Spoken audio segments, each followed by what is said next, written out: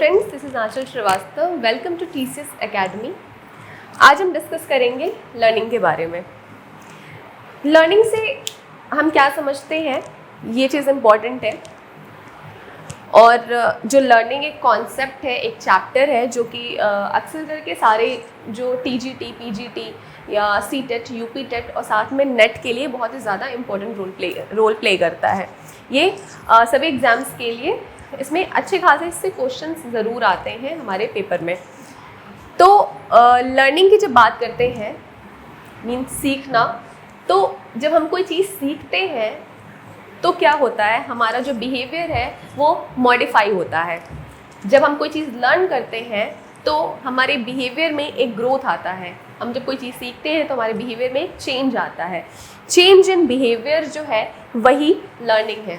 Murphy ने इसकी एक जो डेफिनेशन दी वो ये कहा कि the term learning covers every modification, means जितने तरीके की मॉडिफिकेशन, जो चेंजेस आते हैं वो लर्निंग है जो कवर करता है in behaviour to meet environment requirements. हमारे जो एनवायरमेंटल रिक्वायरमेंट्स हैं, हमारी जो नीड्स हैं, उसको फुलफ़िल करने के लिए हम अपने बिहेवियर में मॉडिफिकेशन करते ही करते हैं, जो कि लर्निंग का एक प्रोसेस है। हम अपनी पूरी लाइफ सीखते हैं, अपनी पूरी लाइफ हम अपने बिहेवियर को मॉडिफाई करते हैं। आज कुछ सीखा, कल हम कुछ नया सीखते हैं, कुछ और सीखते हैं, कुछ और सीखने की कोशिश करते हैं। ठीक है, ये हमारा हो गया डेफिनेशन। इतने से समझ में आ गया होगा कि लर्निंग क्या है, लर्निंग का कॉन्सेप्ट क्या है। इसके बाद जो दूसरी चीज़ आती है वो ये है कि क्या लर्निंग और हमारी मैच्योरिटी दोनों एक ही चीज़ है। तो लर्निंग एंड मैच्योरेशन की बात करते हैं।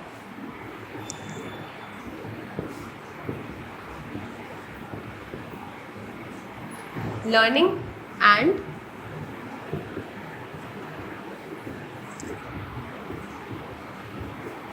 मैच्योरेशन।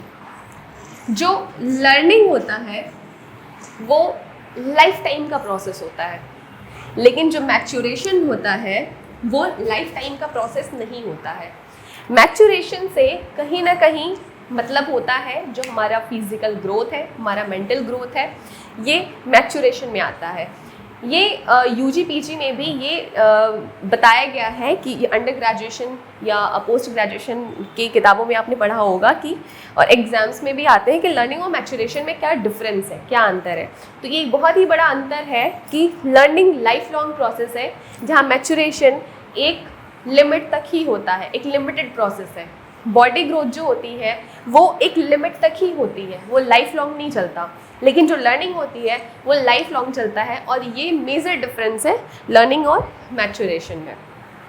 ठीक है, इसके बाद जो लर्निंग में कुछ प्रोसेस जो होते हैं हमारे बिहेवियर को मॉडिफाई करने के लिए, वो भी इम्पॉर्टेंट होते हैं। लर्निंग में एक हमेशा एक प्रोसेस होता है, एक ऑब्जेक्ट है, एक स्टिमुलस है, उससे प्रोसेस होकर के हमारा जो रिस्पॉन्स है वो चेंज होता है, उसके लिए हमारी फीलिंग्स चेंज होती हैं, हमारी थिंकिंग चेंज होती है। तो एक ये एज अ प्रोसेस लर्निंग चलती रहती है। ठीक है, फिर उसके बाद आता है जो characteristics of acquired behaviour of learning है, या कैरेक्टरिस्टिक्स ऑफ लर्निंग। लर्निंग के कुछ कैरेक्टरिस्टिक्स भी होते हैं, जैसे कि जब कोई भी इंडिविजुअल कोई चीज़ सीखता है तो बहुत ही ज़्यादा यूजुअल होता है उसके बिहेवियर में मॉडिफिकेशन आना। अगर वो कोई चीज़ सीखता है तो उसका बिहेवियर चेंज होता है। लर्निंग का गोल ही यही है कि आपके बिहेवियर को चेंज करना, मीन्स चेंज इन बिहेवियर। पहले कैरेक्टरिस्टिक क्या हो गया, चेंज। दूसरा कैरेक्टरिस्टिक है कि जो चेंज है वो परमानेंट है या फिर कुछ टाइम के लिए है।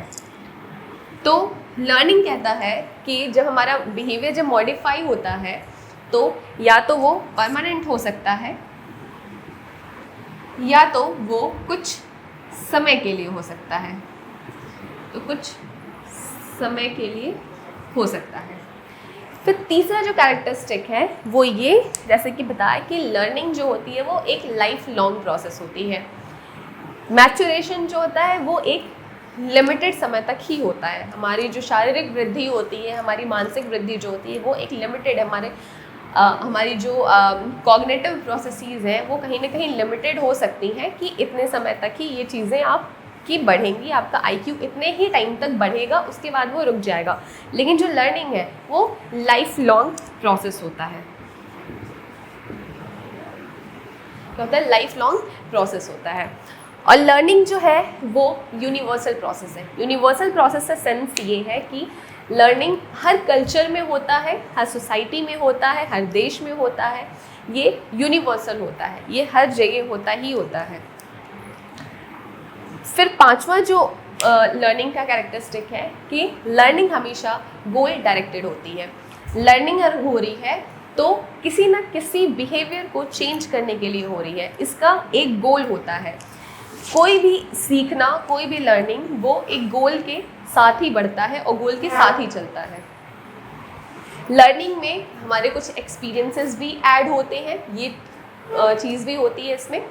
और इसके बाद जो आता है, लर्निंग जो है वो हमारी एक्टिविटी और हमारे एनवायरनमेंट का प्रोडक्ट भी होता है। उसके बाद आते हैं हम डोमेन ऑफ लर्निंग पे। कैरेक्टरिस्टिक ऑफ लर्निंग हो गया।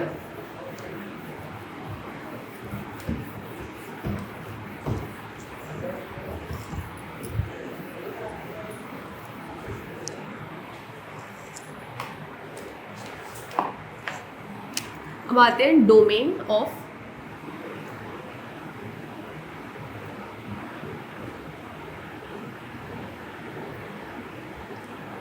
लर्निंग। लर्निंग में 3 तरीके के डोमेन हैं जो कि मनोवैज्ञानिकों ने बताए हैं। पहला है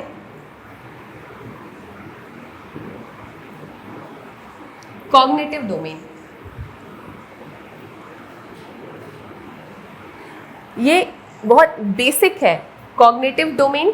इसके आगे 2 और डोमेन्स हैं जो कि बहुत ही बेसिक हैं, बहुत ही इम्पॉर्टेंट है किसी भी एग्ज़ाम के लिए। डोमेन ऑफ लर्निंग में तो जब कॉग्निटिव डोमेन की बात करते हैं तो किसी भी इंडिविजुअल के जो थिंकिंग है, रीजनिंग है, ऐसे कॉग्निटिव या कॉग्निशन से हम क्या समझते हैं, जो हमारे मेंटल प्रोसेसेस हैं, हमारे हायर मेंटल प्रोसेसेस ही हमारा कॉग्निशन होते हैं और वही कॉग्निशन ही ये कॉग्निटिव है। हमारे हायर मेंटल प्रोसेसेस कौन कौन से होते हैं? हमारी जो रीजनिंग एबिलिटी होती है, हमारी थिंकिंग एबिलिटी होती है, हमारी जो क्रिएटिविटी होती है, हमारा किसी चीज़ को एक्सप्लेन करना, किसी चीज़ को समराइज करना, एनालाइज करना, ये सारी चीज़ें कॉग्निटिव डोमेन में आती हैं।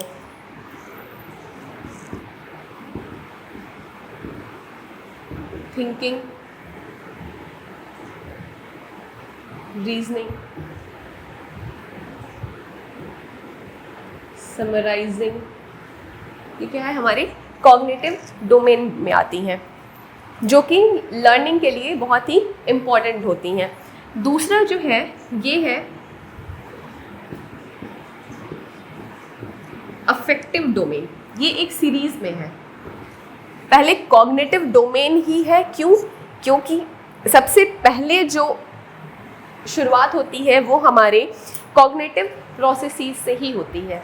उसके बाद हमारा अफेक्टिव डोमेन आता है। क्यों? क्योंकि कॉग्निशन के बाद जो हमारे अंदर जो चेंजेस आते हैं, किस में चेंजेस आते हैं? हमारे एटीट्यूड में, हमारे बिलीफ में, हमारे एटीट्यूड, हमारे बिलीफ्स, या फिर हमारा जो लाइक और डिसलाइक है, कह सकते हैं इसको लाइक या डिसलाइक, ये हमारा अफेक्टिव डोमेन में आता है। कॉग्निटिव में हमने थिंकिंग देखा, रीजनिंग देखा, समराइजिंग, एक्सप्लेनिंग, ये सारी चीज़ें, और उसके बेसिस पे जो हमारा बिहेवियर चेंज हुआ वो क्या हुआ? हमारा एटीट्यूड चेंज हुआ, हमारे बिलीफ सिस्टम चेंज हुए। जो चीज़ें हमें पहले पसंद थी वो अब नहीं है, जो पहले नहीं पसंद थी वो आज पसंद है। और तीसरा जो है वो है बिहेवियरल चेंज।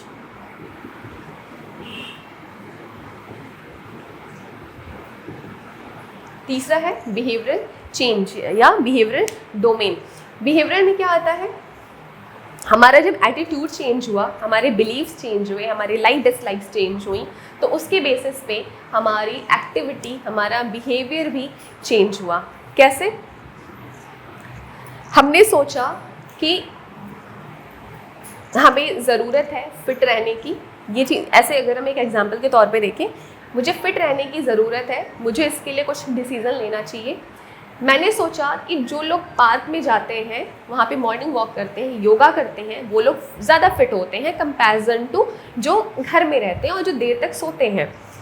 हमारा एटीट्यूड चेंज हुआ।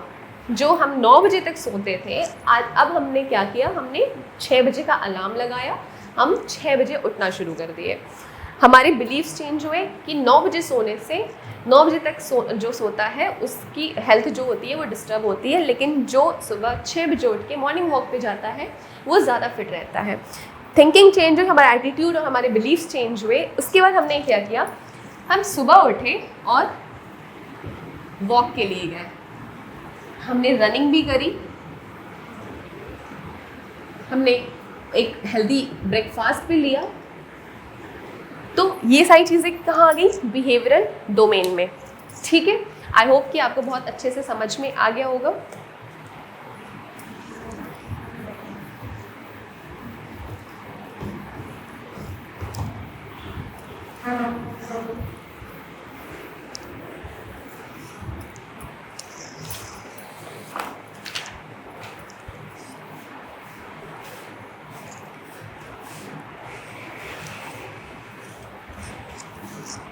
इसके बाद लर्निंग में जो इम्पॉर्टेंट है वो है कौन कौन से फैक्टर्स हैं, कौन कौन से ऐसे कारक हैं जो हमारे लर्निंग को प्रभावित करते हैं।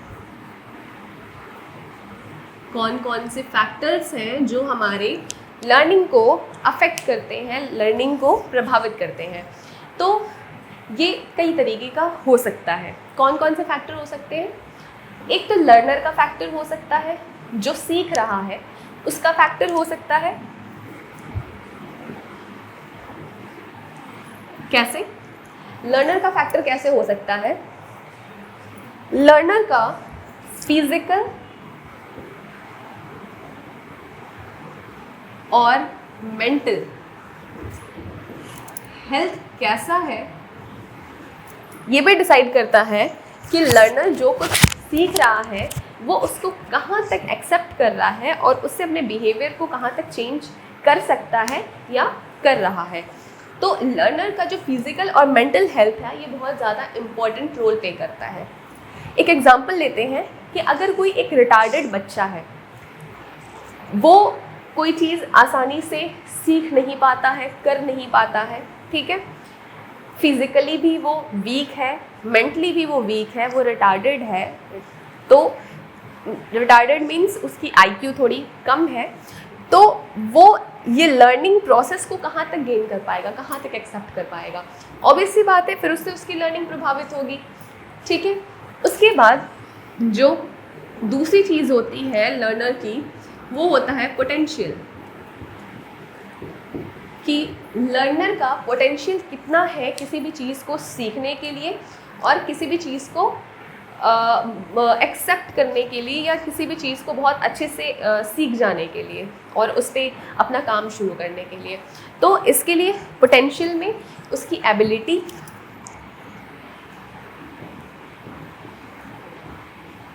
उसके जो कॉग्निटिव कैपेसिटी है कि वो कितनी देर तक सीख सकता है, कितना सीख सकता है, चीज़ों को कितना मेमोराइज कर सकता है, उन पे कितना विचार कर सकता है, ये सारी चीज़ें आती हैं एक लर्नर के पोटेंशियल में। फिर जो सबसे इम्पॉर्टेंट चीज़ होती है, जो सबसे इम्पॉर्टेंट माना जाता है लर्नर के लिए, इस लर्नर को किसी चीज़ को सीखने के लिए, वो होता है मोटिवेशन। ऑब्वियस सी बात है, अगर हम मोटिवेटेड नहीं है किसी काम को करने के लिए, तो क्या वो काम हम सीख पाएंगे, वो कर पाएंगे? ऑब्वियसली नहीं कर पाएंगे। मोटिवेशन इससे और इससे कहीं ज़्यादा इम्पॉर्टेंट होता है मोटिवेटेड होना किसी भी काम को करने के लिए। आगे मैं बताऊंगी किस तरीके से मोटिवेशन काम करता है लर्निंग में। बाकी मोटिवेशन को एक बहुत ही बड़ा इम्पॉर्टेंट एक फैक्टर बताया गया है लर्निंग के लिए। उसके बाद जब मोटिवेशन की जब बात करते हैं तो एक आता है कि गोल, हमारा गोल कितना स्ट्रॉन्ग है, हम गोल के लिए कितने ज़्यादा डेडिकेटेड हैं, कितना हमारा गोल के लिए मोटिवेशन है, ये भी डिसाइड करता है कि लर्निंग कहाँ तक होगी। अब हेल्थ की अगर बात करें, जो भी मैंने एग्जांपल दिया इसके पहले कि मुझे हेल्थ को लेके मैं थोड़ी कंसर्न हुई, मुझे अपनी हेल्थ को ठीक रखना है, इस वजह से मैं 9 बजे के बजाय अब मैं 6 बजे उठना मैंने शुरू कर दिया। तो मेरे लिए कितना इम्पॉर्टेंट है खुद को फिट रखना, मैं उसको लेके कितना मोटिवेटेड हूँ और वो गोल कितना ज़्यादा इम्पॉर्टेंट है, ये मैटर करता है कि मैं मॉर्निंग में 6 बजे उठ पाऊँगी या नहीं उठ पाऊँगी, अलार्म बंद करके मैं सो जाऊँगी। ये चीज़ लर्नर के लिए बहुत ही इम्पॉर्टेंट होती है, गोल। ठीक है। अब इसके बाद लर्नर के बाद जो एक और भूमिका जिसकी बहुत ही ज़्यादा महत्वपूर्ण होती है वो होती है टीचर की। टीचर की जो सिखाने वाला है उसके भी कैरेक्टरिस्टिक इस चीज़ को डिसाइड करते हैं कि लर्नर जो है वो उन चीज़ों को सीख पाएगा या नहीं सीख पाएगा। तो अब मैं अगर बात करूँ टीचर की, तो एक टीचर है वो अपना सब्जेक्ट पढ़ा रहा है बच्चों को और वो एक उम्मीद कर रहा है कि जो सामने बच्चा बैठा हुआ है, जो भी इंडिविजुअल बैठा हुआ है, वो मेरी चीज़ों को समझे, सीखे और अपने बिहेवियर को चेंज करे। ठीक है। तो अब टीचर का यहाँ पे रोल कैसे आ गया? पहली चीज़ तो ये कि अगर टीचर सामने बच्चे को पढ़ा रहा है तो जो वो पढ़ा रहा है उस पर उसकी मास्टरी कितनी है ये मैटर करता है। सब्जेक्ट की मास्टरी सिर्फ ये स्कूल में नहीं, इवन हर जगह पे ये चीज़ अप्लाई होती है। चाहे वो घर में एक माँ का अगर टीचर का रोल है या फादर का टीचर का रोल है या एक टीचर का अपना रोल है, तो वहाँ पे सब्जेक्ट की जो मास्टरी होती है वो भी डिसाइड करती है कि वो बच्चा कितना ज़्यादा उस चीज़ को गेन करेगा या कितना ज़्यादा उसे अवॉइड करेगा। और दूसरी जो चीज़ है वो टीचर की पर्सनालिटी है कि जो टीचर है उसकी पर्सनालिटी किस तरीके की है। जैसे कि अगर हम नॉर्मल बेसिस पे देखें तो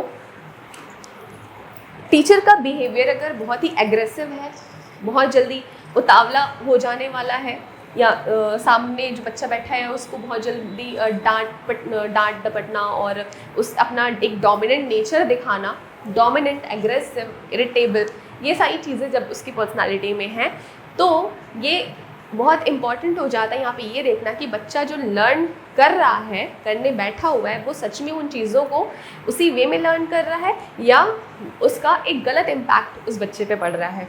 तो पर्सनालिटी और उसका जो बिहेवियर है वो बहुत ज़्यादा इम्पॉर्टेंट हो जाता है टीचर के लिए।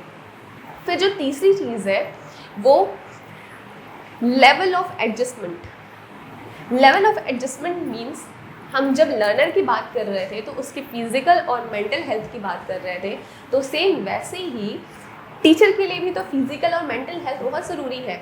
अब एक टीचर जब खुद में अब नॉर्मल है, पागल है, तो वो अपने बच्चे को जो उसका स्टूडेंट है वो उसको एक अच्छी शिक्षा कैसे दे पाएगा, ये एक क्वेश्चन मार्क यहाँ पे बन जाता है। तो टीचर के लिए जो उसका मेंटल हेल्थ है ये भी बहुत ही ज़रूरी होता है किसी भी बच्चे को पढ़ाने के लिए, किसी भी इंडिविजुअल को ट्रीट करने के लिए। ठीक, उसके बाद वो किस तरीके का डिसिप्लिन वो अपनी क्लास में मेंटेन कर रहा है। वो क्लास में हो सकता है, लैबोरेटरी में हो सकता है, एक बाहर सोसाइटी में हो सकता है, कोई फैमिली मेम्बर हो सकता है। वो कितना ज़्यादा डिसिप्लिन्ड है और कितना ज़्यादा वो इंटरेक्टिव है अपने बच्चों से, जिन्हें वो सिखाना चाहता है, ये भी मैटर करता है।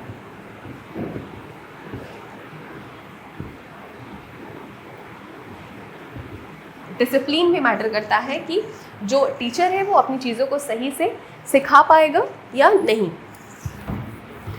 अब इसके बाद हमने लर्नर देख लिया, टीचर देख लिया, अब हम आते हैं कंटेंट रिलेटेड फैक्टर्स पे। कंटेंट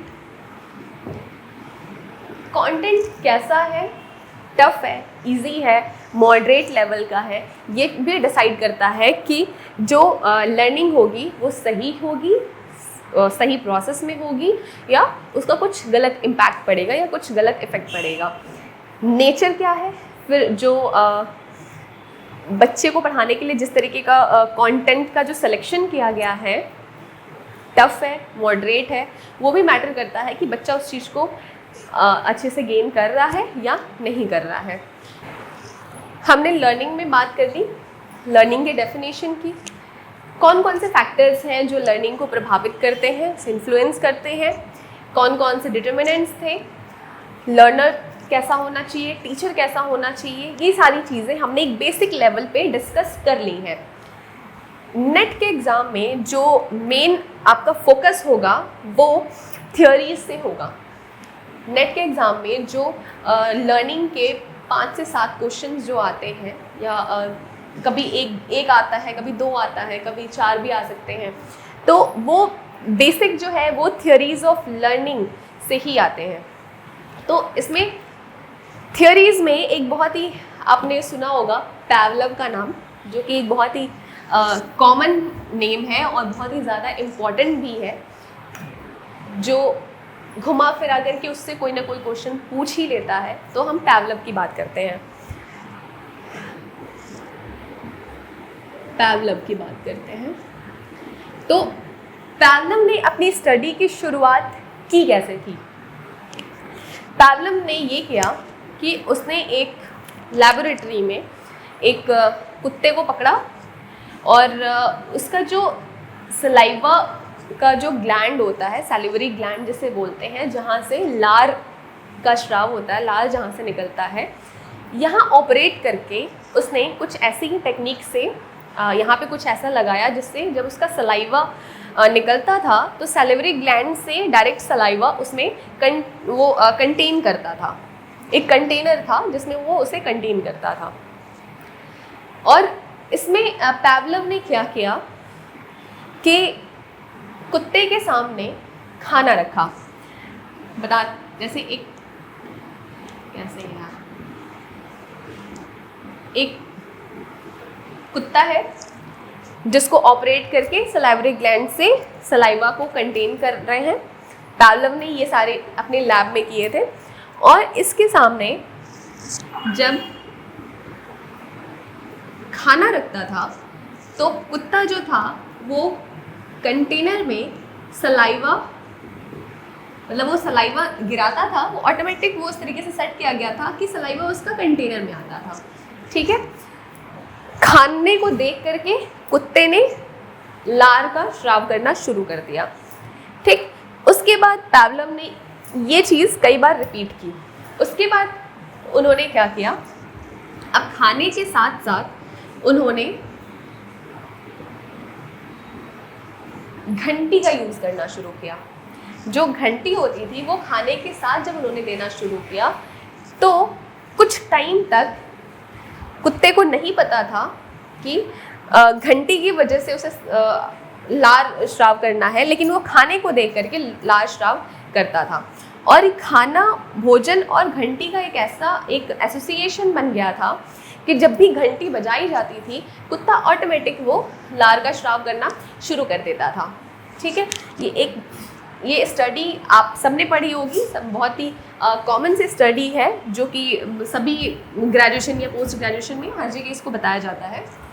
उसके बाद पावलोव ने क्या किया, सिर्फ घंटी देख करके,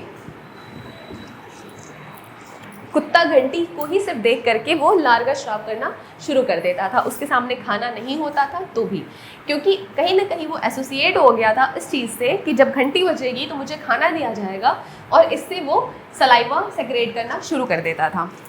उसके बाद कुछ टाइम तक ऐसा हुआ और एक टाइम ऐसा आया कि घंटी के बजाने के बाद भी जो कुत्ता था वो सलाइवा सेक्रेट नहीं करता था।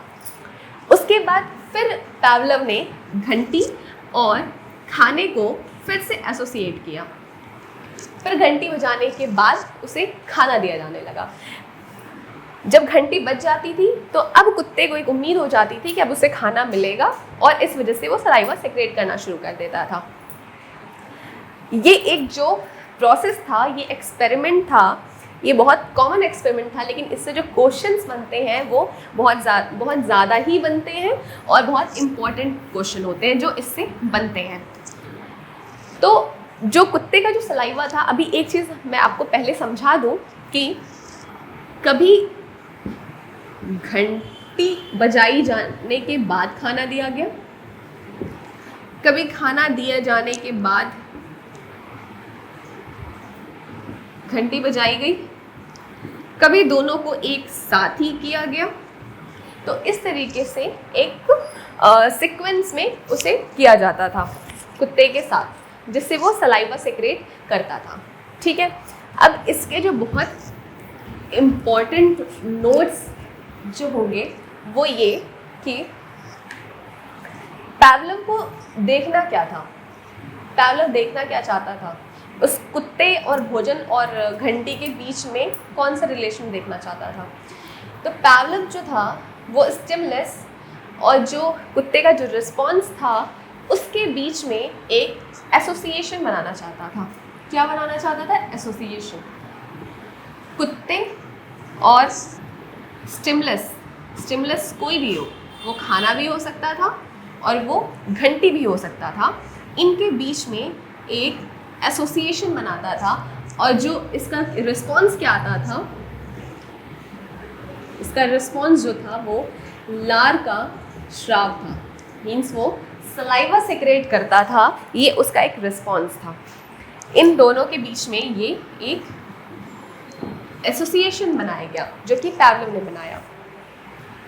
पावलोव ने ये कहा कि जब हम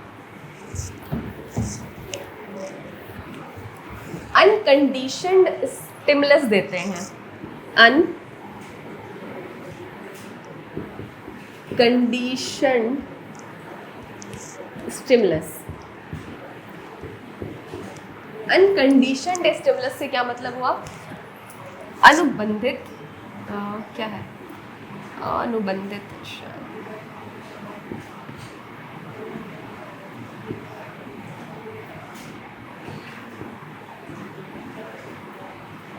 उद्दीपक।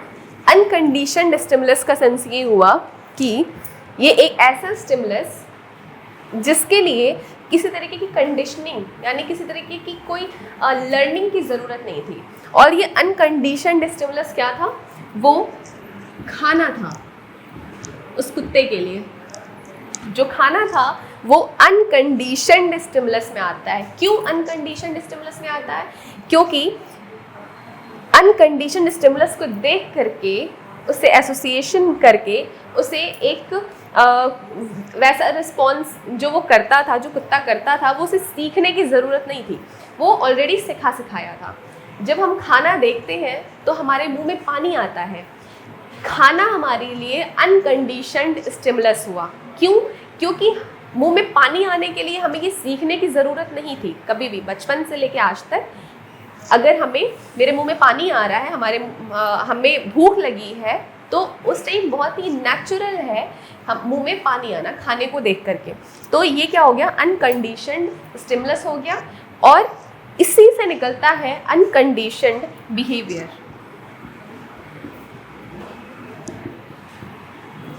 अनकंडीशन्ड बिहेवियर। अनकंडीशन्ड बिहेवियर का मतलब हुआ कि अनकंडीशन्ड स्टिमुलस को देख करके जो हमारा बिहेवियर हुआ, हमारे मुंह में जो पानी आया, हमारे मुंह में जो लार बना, वो हो गया अनकंडीशन्ड बिहेवियर। कुत्ते को खाना देख करके लार श्राव करने की प्रक्रिया जो है वो सीखने की ज़रूरत नहीं थी, इसलिए अनकंडीशन कहा जाता है। क्योंकि लर्निंग को कंडीशनिंग भी कहा जाता है इस वजह से। लर्निंग को क्या कहा जाता है? कंडीशनिंग कहा जाता है। इस वजह से उसे सीखने की ज़रूरत नहीं थी। अब इसको शॉर्ट फॉर्म में कहते हैं UCS, इसको शॉर्ट फॉर्म में करते हैं UCR, अनकंडीशनड स्टिमुलस और अनकंडीशनड रिस्पॉन्स। इसके साथ ही दो कॉन्सेप्ट पावलोव ने और बताए जो थे कंडीशनड स्टिमुलस और कंडीशनड बिहेवियर। कंडीशनड स्टिमुलस और कंडीशनड बिहेवियर। अब कंडीशनड स्टिमुलस क्या है? जब पावलोव अपनी स्टडी कर रहे थे, जब अपना एक्सपेरिमेंट वो कुत्ते पे कर रहे थे, उस टाइम में वो खाने के साथ जो घंटी बजाते थे वो था कंडीशनड स्टिमुलस। क्यों? क्योंकि एक टाइम ऐसा भी आया उनके एक्सपेरिमेंट में जब वो खाना ना दे करके सिर्फ घंटी बजाते थे और जो कुत्ता था वो सलाइवा सिक्रेट करता था, वो लार का स्राव करता ही था। तो इस वजह से जो घंटी थी उसको कंडीशनड स्टिमुलस, मतलब वो सीखा गया, वो लर्न किया गया, कुत्ते ने उसे लर्न किया कि घंटी बजेगी तो मुझे खाना मिलेगा, और इस वजह से उसने सलाइवा सिक्रेट करना शुरू किया। ये हो गया CS, और CS क्या है? घंटी। ये कंडीशनड है, ये इसकी कंडीशनिंग हुई, कुत्ते ने ये सीखा, लेकिन खाना के लिए जब उसे भोजन दिया गया तो उसने वो सीखा नहीं कि मुझे भोजन मिलेगा तो मुझे लार स्राव करना है या सलाइवा सेक्रेट करना है, ये उसको सीखने की ज़रूरत नहीं थी। लेकिन घंटी को देख के वो ये चीज़ सीख चुका था कि जब घंटी बजेगी तो खाना मिलेगा, और इस वजह से वो सलाइवा सेक्रेट करता था, लार का स्राव करता था। फिर जब कंडीशन बिहेवियर की जब बात आती है तो कंडीशन बिहेवियर में कंडीशनड स्टिमुलस की वजह से जो बिहेवियर होता है वो होता है कंडीशनड बिहेवियर। कंडीशनड स्टिमुलस घंटी को देख करके, जब उसे खाना नहीं मिल रहा था लेकिन सिर्फ घंटी को देख करके जब उसने सलाइवा सेक्रेट किया, जब लार का स्राव किया, तो वो था कंडीशनड बिहेवियर। जब यहाँ पे घंटी को देख करके जब इसने लार का स्राव किया तो वो कंडीशनड बिहेवियर में आ गया। ये डिफरेंसेस हैं अनकंडीशनड स्टिमुलस और unconditioned behaviour. Conditioned stimulus, conditioned behaviour, ये बहुत ही बेसिक है जो कि आपको कई बार समझने में प्रॉब्लम हो जाती है, लेकिन ये मैंने बहुत ही क्लियर शब्दों में बता दिया है कि अनकंडीशनड स्टिमुलस क्या होगा। जिस चीज़ के लिए आपको कंडीशनिंग या लर्निंग की ज़रूरत नहीं पड़ती है वो अनकंडीशनड होता है, लेकिन जिस चीज़ को लेकर आपको सीखने की ज़रूरत पड़ती है, जैसे कि नॉर्मल लैंग्वेज अगर देखें तो अगर मुझे भूख लगी है, सामने खाना आया तो मेरे मुंह में पानी आ गया उस चीज़ को देख करके, तो वो क्या हुआ? एक अनकंडीशनड स्टिमुलस था खाना, और मेरा जो ऑटोमेटिक जो पानी आना मुंह में था वो अनकंडीशनड बिहेवियर था। लेकिन जब मार्केट से मम्मी आती हैं और उस टाइम में हमें लगता है कि मम्मी आई है और कुछ खाने को लाएंगी, तो वो हमारा एक तरीके का कंडीशनड स्टिमुलस हो जाता है, और मम्मी का आना कंडीशनड स्टिमुलस हो गया, और जो कंडीशन बिहेवियर हो गया वो सोच करके कि खाना मिलेगा या कुछ खाने को मिलेगा तो जो हमारे मुंह में पानी आता है वो हमारा कंडीशन बिहेवियर हो गया।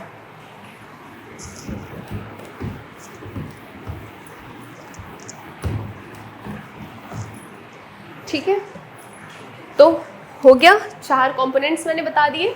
अब इसके बाद पावलोव ने अपनी थ्योरी में कुछ अलग अलग छोटी छोटी चीज़ों को लेकर के डिफ़ाइन किया।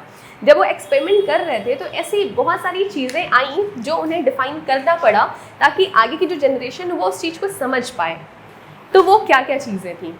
पावलोव ने जो बताया, बहुत ही इम्पॉर्टेंट जो पहली चीज़ बताई वो बिहेवियर के लिए किसी भी स्टिमुलस को देख करके और जो अनुक्रिया हो रही है, किसी उद्दीपक को देख के जो अनुक्रिया हो रही है, तो उस बीच में जो ऐसे छोटी छोटी बहुत सारी चीज़ें थीं जो इम्पोर्टेंट थीं, उनको पावलोव ने कुछ इस तरीके से बताया। पहला, law of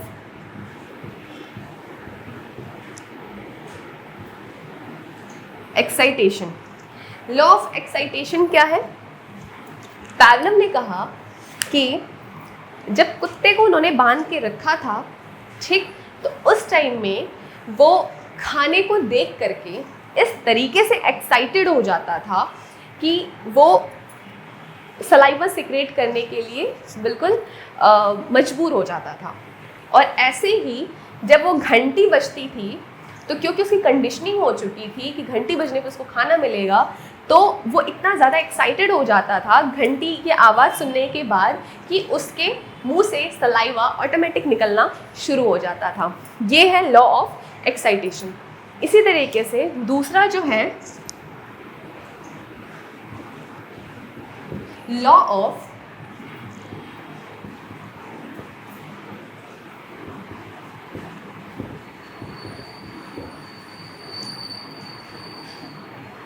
internal inhibition. Law of internal inhibition का मतलब लॉ ऑफ एक्साइटमेंट समझ में आ गया। लॉ ऑफ एक्साइटेशन या एक्साइटमेंट भी इसे कह सकते हैं। एक्साइटमेंट। दूसरी चीज हो गई law of internal inhibition. Law of internal inhibition कब हुआ? पैवलव ने जब एक्सपेरिमेंट कर रहे थे उस टाइम उन्होंने ये चीज़ नोटिस की कि जब काफ़ी टाइम, कई रिपीटेड टाइम्स जब खाना देने, घंटी बजने के बाद जब खाना नहीं दिया जाता था कुत्ते को, तो वो धीरे धीरे उसने सलाइवा निकालना, उसे सेक्रेट करना बंद कर दिया। कुत्ते ने जब ये उम्मीद छोड़ दी कि घंटी बजने के बाद मुझे खाना नहीं मिलेगा, तो उसने अपना बिहेवियर क्या किया? इनहिबिट कर लिया, अपने अंदर दबा लिया। उसके बाद वो सलाइवा सेक्रेट नहीं करता था। तो ये दो चीज़ ये इन पैवलव ने कही जो कि बहुत इंपॉर्टेंट थी। पहला ये कि एक्साइटमेंट बहुत ज़रूरी है बिहेवियर को करने के लिए, और दूसरा ये कि उसके बाद उसे जो उम्मीद हो जाती है किसी चीज़ को मिलने की, वो फुलफिल होना भी बहुत ज़रूरी है। उसके बाद जो तीसरी चीज़ उन्होंने बताई, law of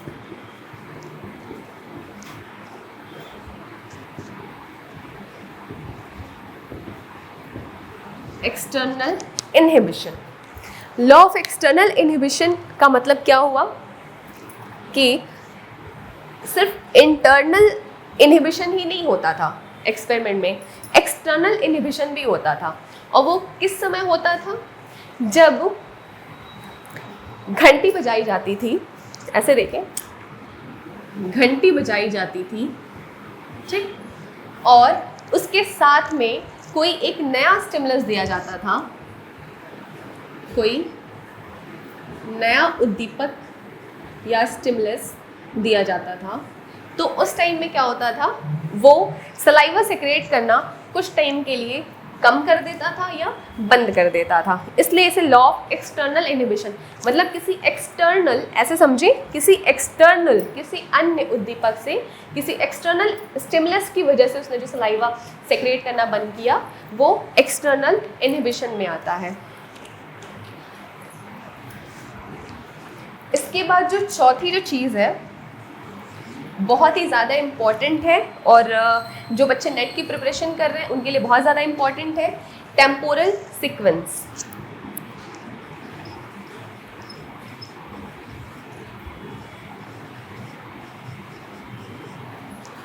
temporal sequence. Temporal sequence में क्या है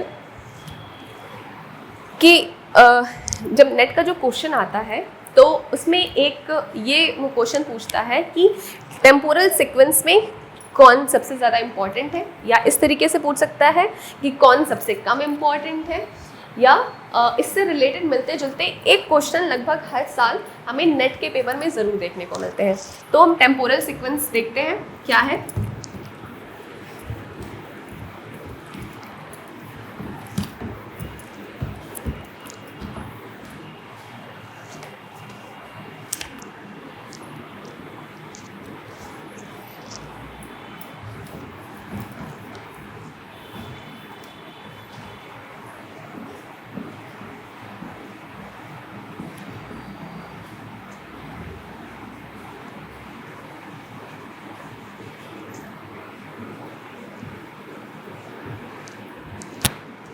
टेम्पोरल सीक्वेंस, टेम्पोरल का मतलब हुआ कि समय, किस समय में आप एक कोड लगा सकते हैं कि टेम्पोरल मीन्स समय, सीक्वेंस जो अलग अलग सीक्वेंस में करके, अलग अलग समय पे करके दिया जाता है, आगे पीछे करके। जैसे कि कभी घंटी को पहले बजाया गया, खाने को बाद में दिया गया, और इससे क्या हुआ, लार का श्राव हुआ। ठीक है, एक पहला सीक्वेंस ये हो गया। दूसरा सीक्वेंस क्या है,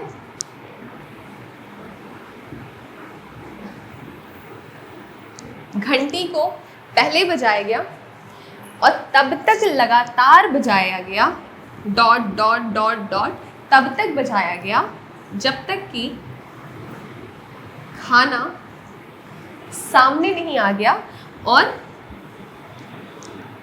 ये उसके बाद रिस्पॉन्स जो था कुत्ते का वो ऑब्वियस था। और जो तीसरा जो एक सीक्वेंस था वो ये था कि घंटी, ठीक, और खाना, ये दोनों चीज़ें एक साथ की गई। ये था तीसरा सीक्वेंस। और चौथा सीक्वेंस था कि सबसे पहले खाना दे दिया गया और उसके बाद घंटी बजाई गई। ये था चौथा सीक्वेंस। जब पहले घंटी बजाई गई, उसके बाद खाना दिया गया और उससे सलाइवा सेक्रेट हुआ, तो इसको जो पैवलम ने जो इसका नाम रखा वो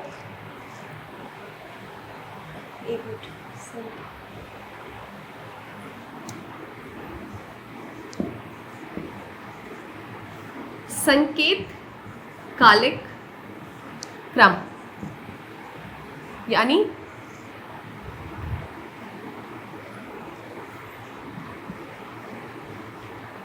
सिर्फ कुत्ते के पास ट्रेसेस थे, सिर्फ कुत्ते के पास ट्रेसेस थे इस चीज़ के कि घंटी बजाने के बाद अब खाना मिलेगा।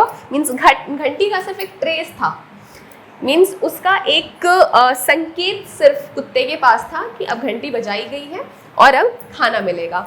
ये हो गया संकेत कालिक क्रम। दूसरी चीज़ जो थी, घंटी तब तक बजाया गया जब तक कि उसको खाना नहीं मिल गया। ये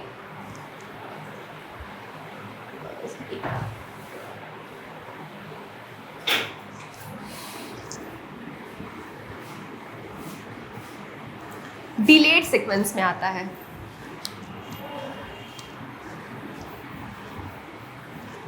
एक इसमें आता है, ये डिलेड सीक्वेंस में आता है। पहला हो गया संकेत कालिक क्रम, दूसरा हो गया डिलेड सीक्वेंस। मतलब डिलेड का मतलब है विलंबित कालिक क्रम।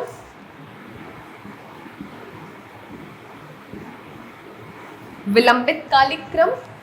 और जो घंटी तब तक घंटी और भोजन को जो साथ साथ में वो किया गया उसे स्पॉन्टेनियस कहते हैं।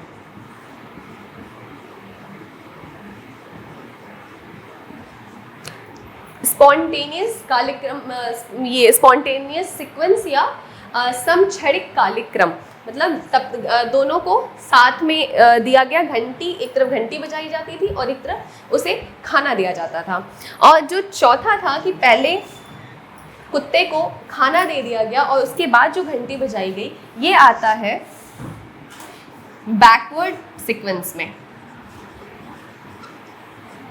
बैकवर्ड सीक्वेंस मतलब कि सबसे पहले खाना दे दिया गया, एक बैकवर्ड, एक फॉरवर्ड नहीं बल्कि बैकवर्ड सीक्वेंस हो गया, बैकवर्ड प्रोसेस हो गया कि पहले खाना दे दिया गया और उसके बाद घंटी बजाई गई। तो फिर एक बार देख लेते हैं टेम्पोरल सीक्वेंस, क्योंकि बहुत ज़्यादा इम्पॉर्टेंट है। घंटी बजाने के बाद खाना देना, घंटी बजाना बंद कर देने के बाद खाना देना, इससे मतलब ये हुआ। वो आता है संकेत कालिक क्रम यानी ट्रेसेस सीक्वेंस में। दूसरा हो गया घंटी तब तक बजाई गई जब तक कि उस कुत्ते को खाना नहीं दे दिया गया, ये आता है डिलेड सीक्वेंस में। जब तक लगातार तब तक बजाना जब तक कि खाना नहीं दिया जाए उसको। तीसरा, घंटी और खाना दोनों जो कुत्ते को साथ में दिया गया वो आता है स्पॉन्टेनियस। स्पॉन्टेनियस एक साथ करना। भोजन जिसमें खाना पहले दे दिया गया और घंटी बाद में बजाई गई, ये आता है बैकवर्ड सीक्वेंस में। और इसमें ये क्वेश्चन आता है कि सबसे ज़्यादा इसमें प्रभावी कौन सा सीक्वेंस होता है टेम्पोरल सीक्वेंस में। मीन्स कुत्ते को सीखने के लिए कि घंटी बजने के बाद मुझे खाना मिलेगा, उस टाइम में कौन सा जो प्रोसेस है, कौन सा सीक्वेंस है जो सबसे ज़्यादा तेज काम करता है, तो वो होता है डिलेड सीक्वेंस। ये जो होता है इससे जो कुत्ता होता है वो बहुत जल्दी सीख जाता है कि घंटी बजेगी तो खाना मिलेगा ही मिलेगा। ये होता है डिलेड सीक्वेंस में। तो टेम्पोरल सीक्वेंस हमने कवर कर लिया। कौन कौन से थे? स्पॉन्टेनियस था, डिलेड था, उसके साथ एक ट्रेस सीक्वेंस था, संकेत कालिक्रम जिसे कहते हैं, और चौथा था बैकवर्ड टेम्पोरल सीक्वेंस। तो टेम्पोरल सीक्वेंस में ये 4 चीज़ें हैं जो कि बहुत ज़्यादा इम्पॉर्टेंट है। और पैवलोव ने ऐसे ही बहुत सारे छोटे छोटे कॉन्सेप्ट दिए जिसे एग्ज़ाम में बहुत ज़्यादा ही पूछा जाता है, उससे क्वेश्चन हमेशा बनते हैं, वो किसी भी कॉम्पिटिटिव एग्ज़ाम्स के हों जो टीचिंग के लिए होते हैं। और बाकी आप टीसीएस के साथ अपडेट होते रहिए, और आगे की जो लेक्चर है वो मैं नेक्स्ट सेशन में लूँगी। Thank you so much.